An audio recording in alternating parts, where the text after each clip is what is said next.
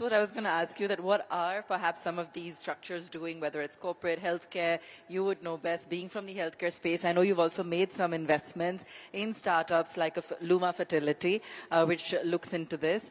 What are some of the other things that can be done as an ecosystem to ensure that we have the right tools, resources, options, information available to us in order to maneuver these choices? I mean, I think, look, the reality is that most businesses are still run by men, which is why the conversation has to happen also with men, right? And I think the first starting point is the knowledge and the awareness that businesses perform better with higher gender diversity. That is now a data point proven globally, right? There is enough data pointing to the fact that when governance, when leadership, and when teams are more diverse, and diverse doesn't just mean gender, but diverse across different things, the business performs better.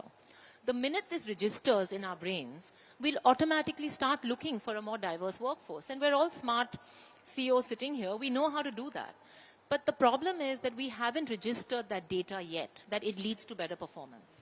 And better performance is not just financially, it's also culturally. It's both, right? You have seen that businesses are more sustainable, businesses are more ethical, businesses are more long-term, businesses perform 30% better compared to businesses which don't have as much of a gender-driven workforce or as much governance.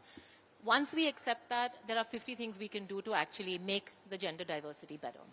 And those ones, we all know what they are, right? First, you start with equal pay. Even today, we have different payment for men and women in many companies, right? It's not role-based payment. It's depending on the gender. Even though it's not conscious, it's unconscious. Outcome-driven work. COVID brought about this whole concept of flexibility and hybridness, right? Which was wonderful for women in some ways, but it's gone, right? It's completely gone.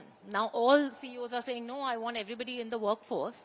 Who does it impact? It impacts the women because they are still giving the care to the children, to the elders, to the in-laws, to the parents, to everybody. Absolutely. I would like to make hybrid working mandatory, not optional. And it has to be mandatory for the men and the women. Because the minute you make it optional, the men will show up 6 days a week because they're happy to be in the office. The women will not show up 3 days a week, and that